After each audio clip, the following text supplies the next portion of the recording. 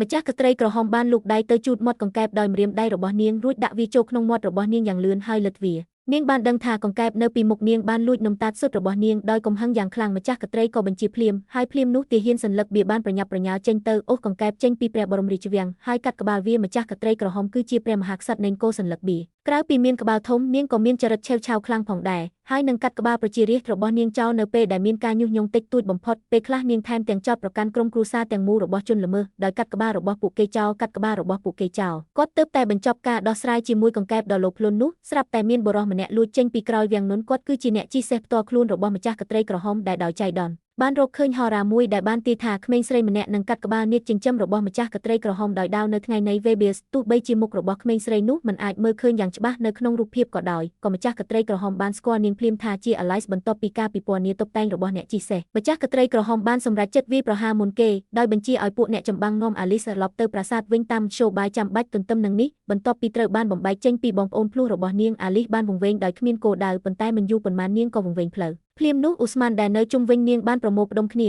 ាហើយប្រែក្លាយទៅជាឆ្មាតូចគួរឲ្យស្រឡាញ់មួយដែលផ្ដល់ឲ្យ Alice នៅស្នាមញញឹមដ៏មានមន្តស្នេហ៍ប្រសិនបើវាជាពេលផ្សេងទៀត Alice ប្រហែលជាបានប៉ះសត្វដ៏ទន់ភ្លន់បែបនេះប៉ុន្តែថ្ងៃនេះរឿងចម្លែកកំពុងកើតឡើងនៅជុំវិញនាងមានច្រើនពេកហើយប៉ុន្តែ Alice ត្រូវប្រុងប្រយ័ត្នភ្លាមនោះកូនឆ្មាក៏និយាយឡើងដោយនិយាយថាគាត់មិនមានបំណងអាក្រក់អ្វីទេហើយគ្រាន់តែចង់ជួយ Alice ព្យាបាលស្នាមកោះនៅលើដៃរបស់នាងពីសត្វភ្នែកយក្សនោះដោយឃើញភាពរួសរាយរាក់ទាក់របស់គាត់ Alice លែងបដិសេធទៀតហើយបានស្វាគមន៍គាត់យ៉ាងកក់ក្ដៅពេលលើឈ្មោះ Alice កូនឆ្មាហាក់ដូចជារំភើបហើយបានសួរយ៉ាងរហ័សថាតើនាងជាក្មេងស្រីដែលត្រូវបានកត់ត្រានៅក្នុងពន្ធនាគារដ៏ទេវភាពដែលបានសម្លាប់នាងគឺអត់ Alice បាននិយាយថានាងមិនដឹងទេចិត្តរបស់គាត់ច្របូកច្របល់ខ្លាំងណាស់ Alice ស្ទើរតែមិនអាចបែងចែករវាងការពិតនិងសុបិនបានទេបន្ទាប់ពីស្ដាប់រួចកូនឆ្មាបានណែនាំថាប្រហែលជាមិត្តរបស់វានឹងមានវិធីជួយ Alice ដោះស្រាយបញ្ហារបស់នាងដូច្នេះអ្នកទាំងពីរបានបន្តដំណើររបស់ពួកគេហើយបានមកដល់រោងម៉ាស៊ីនកិនស្រូវដែលទ្រុឌទ្រោមមួយមិត្តភ័ក្តិរបស់ឆ្មាកំពុងអង្គុយនៅទំមុខផ្ទះមួយគេង Mad Hatter ដែលកំពុងអង្គុយនៅខាងលើស្រាប់តែភ្ញាក់ឡើងពេលឃើញ Alice ដើរមកជិតអារម្មណ៍រំភើបរបស់គាត់ក៏លេចចេញមកគាត់បានដើរ3ជំហានក្នុងពេលតែមួយហើយដើរទៅរកនាងមិនដូចសត្វមុនទេ Mad Hatter ស្គាល់ Alice ភ្លាមថាជាវីនារីដែលអាចជួយសង្គ្រោះពិភពលោកដូចដែលបានពិពណ៌នានៅក្នុងហោរា You. No, it's not. McTwist brought us the wrong Alice. It's the wrong Alice. It's absolutely Alice. You're absolutely Alice. I'd know you anywhere. I'd know him anywhere.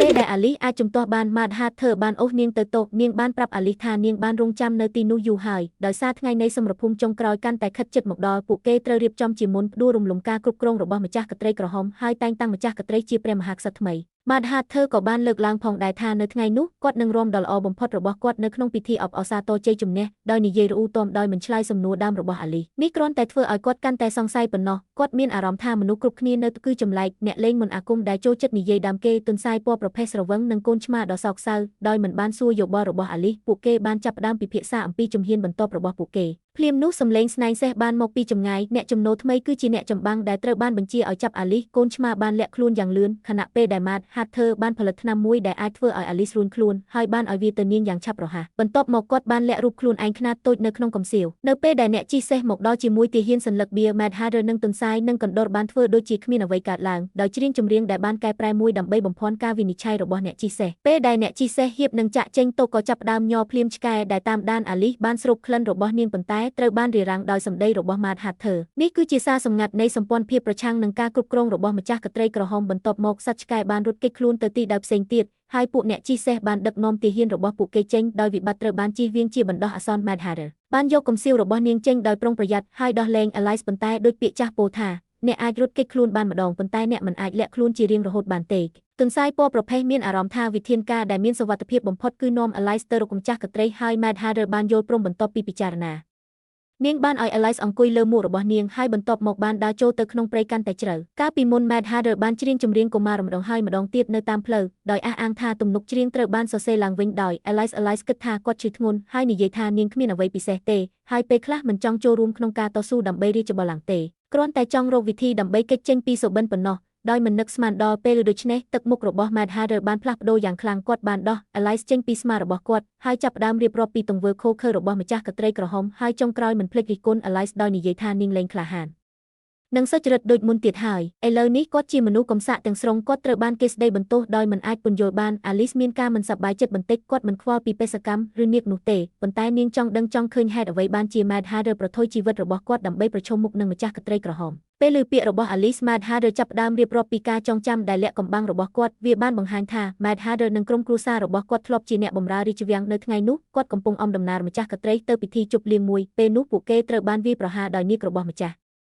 ស្ត្រីក្រហមប្រជាជនស្លូតត្រង់ត្រូវបានជាប់នៅក្នុងភ្លើងឆេះហើយការផ្គត់ផ្គង់ថាមពលបានប្រែក្លាយទីក្រុងនេះទៅជាសមុទ្រភ្លើងភ្លាម Mad Hatter ក៏បានបាត់បង់ក្រុមគ្រួសារទាំងមូលរបស់គាត់នៅក្នុងហេតុការណ៍នេះផងដែរនេះជាមូលហេតុដែលគាត់ស្អប់ម្ចាស់ក្ត្រីក្រហមខ្លាំងណាស់ដោយឃើញហេតុផលរបស់គាត់គំរាមកំហែងថានឹងត្រូវលេបត្របាក់ដោយការស្អប់ Alice ត្រូវតែរំខានគាត់ភ្លាមនោះសំឡេងស្នែងសេះដែលធ្លាប់ស្គាល់បានបន្លឺឡើងម្ដងទៀតហើយ Mad Hatter បាននាំ Alice ចូលទៅក្នុងព្រៃក្រាស់ភ្លាមទោះជាយ៉ាងណាក៏ដោយពួកអ្នកជិះសេះដែលមានចំនួនតិចជាង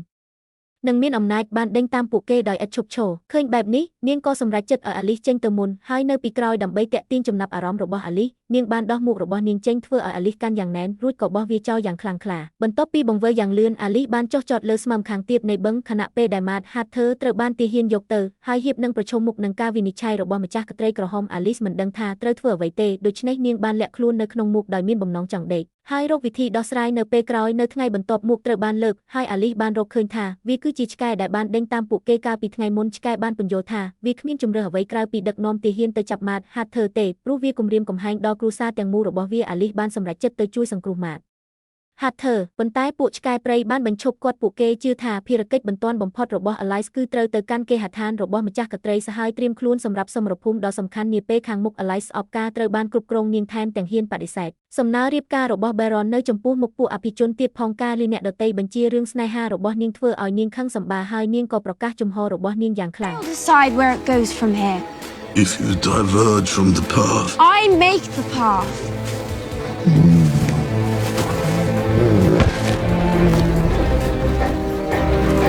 បន្ទាប់មកអាលីសបានប្រើដៃនិងជើងទាំងពីររបស់នាងដើម្បីឡើងលើកញ្ចឹងរបស់ឆ្កែបន្ទាប់ពីល្បឿនយ៉ាងលឿននាងបានទៅដល់ខាងក្រៅប្រាសាទរបស់ម្ចាស់ក្ត្រីក្រហមដោយសារតែវាជាប្រតិបត្តិការជួយសង្គ្រោះសម្ងាត់អាលីសមិនបានប្រើច្រកទ្វារធំទេប៉ុន្តែផ្ទុយទៅវិញបានប្រើអត្ថប្រយោជន៍រាងកាយរបស់នាងដើម្បីច្របាច់តាមចន្លោះនៅគោលជញ្ជាំងពេលចូលទៅក្នុងប្រាសាទអាលីសបានជួបម្ចាស់ក្ត្រីក្រហមដែលកំពុងហាត់ប្រាណរៀបចំសម្រាប់ការប្រកួតប៉ូឡូដែលនាងចូលចិត្តប៉ុន្តែអាលីសយល់ថាវាចម្លែកណាស់